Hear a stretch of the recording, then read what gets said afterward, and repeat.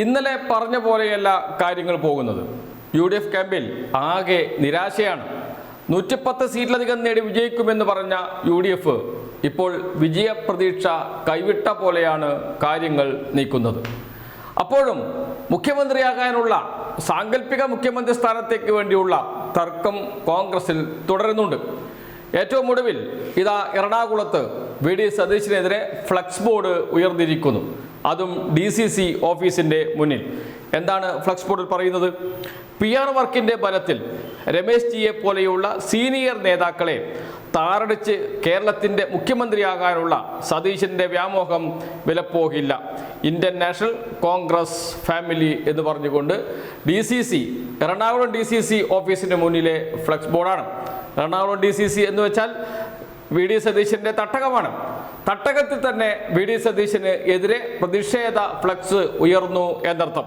PR വർക്കിൻ്റെ ബലത്തിൽ രമേശ് ജിയെ പോലെയുള്ള സീനിയർ നേതാക്കളെ താറടിച്ച് കേരളത്തിൻ്റെ മുഖ്യമന്ത്രിയാകാനുള്ള സതീശൻ്റെ വ്യാമോഹം വിലപ്പോകില്ല എന്നാണ് ഈ ഫ്ലക്സ് ബാനറിൽ പറയുന്നത്.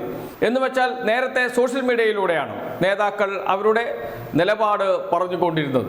ഇന്നത് മാറി തെരുവിലേക്ക് ഇറങ്ങിയിരിക്കുന്നു എന്നർത്ഥം. തെരുവിലാണ് ഇനി അടി നടക്കുക എന്ന് വേണം പറയാൻ. അതോടൊപ്പം മറ്റൊരു പ്രധാനപ്പെട്ട വാർത്ത വരുന്നുണ്ട്. ദില്ലിയിൽ നിന്നാണ് ആ വാർത്ത വന്നത്. അത് മറ്റൊന്നുമല്ല, KC വേണുഗോപാൽ കേരളത്തിൻ്റെ മുഖ്യമന്ത്രിയായി വന്നാൽ ആ മന്ത്രിസഭയിൽ രമേശ് ചെന്നിത്തലയും മന്ത്രിയാകില്ല, VD സതീശനും മന്ത്രിയാകില്ല എന്ന്. അക്കാര്യം കേന്ദ്ര നേതൃത്വത്തെ ഇരു നേതാക്കളും അറിയിച്ചു എന്നാണ് അറിയുന്നത്. എന്ന് വെച്ചാൽ കേരളത്തിലേക്ക് KC വേണുഗോപാൽ വരേണ്ടതില്ല എന്ന നിലപാടിൽ ഉറച്ചു നിൽക്കുന്നു കേരളത്തിലെ കോൺഗ്രസ് നേതാക്കൾ. അവിടെ VD സതീശനെന്നോ രമേശ് ചെന്നിത്തലയെന്നോ വ്യത്യാസമില്ല. ഒറ്റക്കെട്ടായി നിൽക്കുകയാണ് ഇരു നേതാക്കളും. KC വേണുഗോപാൽ മുഖ്യമന്ത്രി സ്ഥാനത്തേക്ക് വരണ്ട. കഴിഞ്ഞ 5 വർഷം കേരളത്തിൽ LDF സർക്കാരിനെതിരെ പടപൊരുതിയത് കേരളത്തിലെ നേതാക്കളാണ്. അതിൽ VD സതീശനുണ്ട്, രമേശ് ചെന്നിത്തലയുണ്ട്, മറ്റുള്ള നേതാക്കളുണ്ട്, എന്തിനേറെ പറയുന്നു K സുധാകരൻ വരെയുണ്ട്. അങ്ങനെ കേരളത്തിലെ നേതാക്കൾ, കേരളത്തിലെ LDF സർക്കാരിനെതിരെ പട നയിച്ചവർ, അവരിൽ ഒരാളാകട്ടെ മുഖ്യമന്ത്രി, മറ്റൊരാൾ വേണ്ട എന്ന നിലപാടിലേക്ക് എത്തിയിരിക്കുന്നു. കേരളത്തിലെ നേതാക്കൾ KC വേണുഗോപാലിനെതിരെ ഒറ്റക്കെട്ടായി രംഗത്തിറങ്ങുന്നു. അപ്പോഴാണ് മറ്റൊരു വാർത്തയും കൂടി വരുന്നത്. രമേശ് ചെന്നിത്തല ദില്ലിയിലേക്ക് പോകുന്നു, ഖാർഗെയെ കാണുന്നു എന്നും. കേരളത്തിൽ മുഖ്യമന്ത്രി സാങ്കല്പിക മുഖ്യമന്ത്രിയാണ് എന്നോർക്കണം. സാങ്കല്പിക മുഖ്യമന്ത്രി സ്ഥാനത്തിന് വേണ്ടിയുള്ള അടി നടന്നുകൊണ്ടിരിക്കുന്നതിന് ഇടയിലാണ് ഖാർഗെയെ കാണാൻ രമേശ് ചെന്നിത്തല ദില്ലിയിലേക്ക് പോകുന്നത്.